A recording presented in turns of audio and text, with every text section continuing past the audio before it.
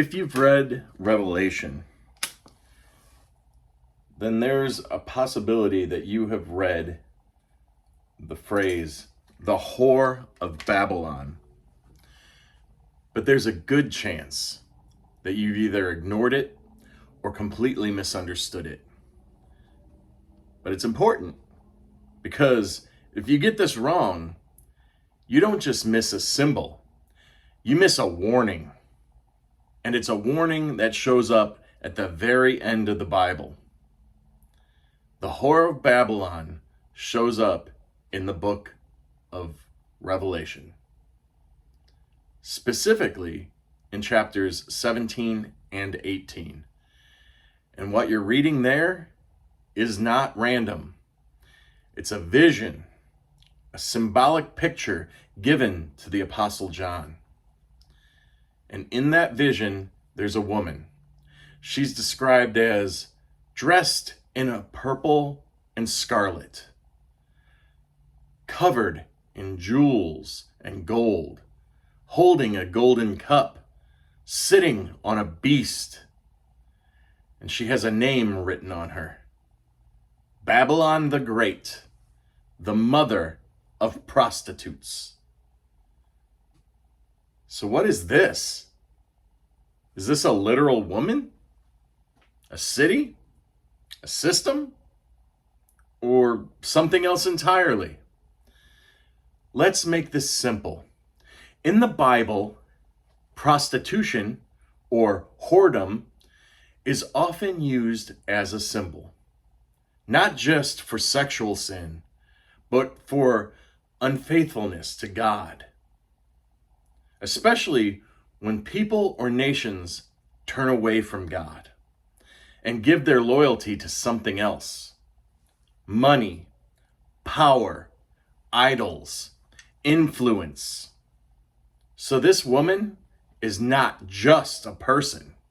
She represents something bigger.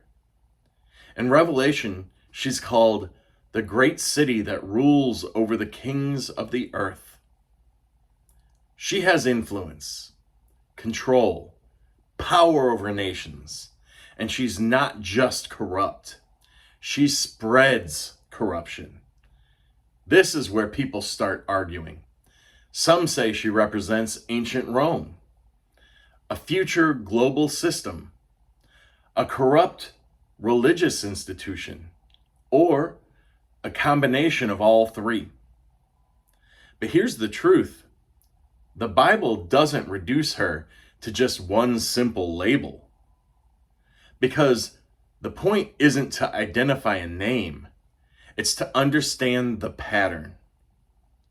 This is what she represents: a system of power, wealth, and influence that pulls people away from God while making it look attractive.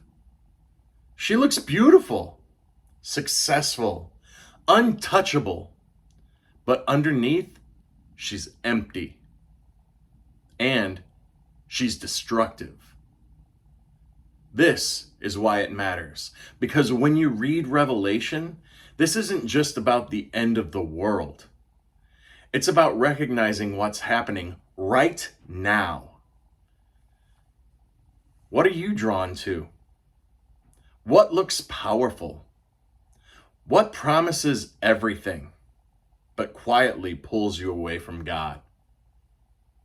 That's the pattern. In Revelation 18, Babylon falls. Suddenly. Completely. Everything that looked permanent is gone. And the people who depended on her mourn. Not because of truth, but because they lost what she gave them.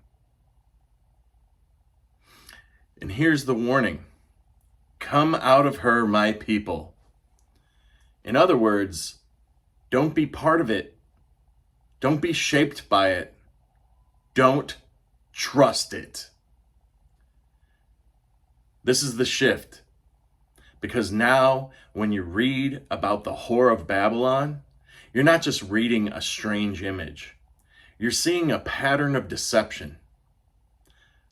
something that looks powerful, but is already marked for destruction. So when you see this in the Bible, you're not just guessing anymore. You're understanding what you're looking at. May the truth set us all free.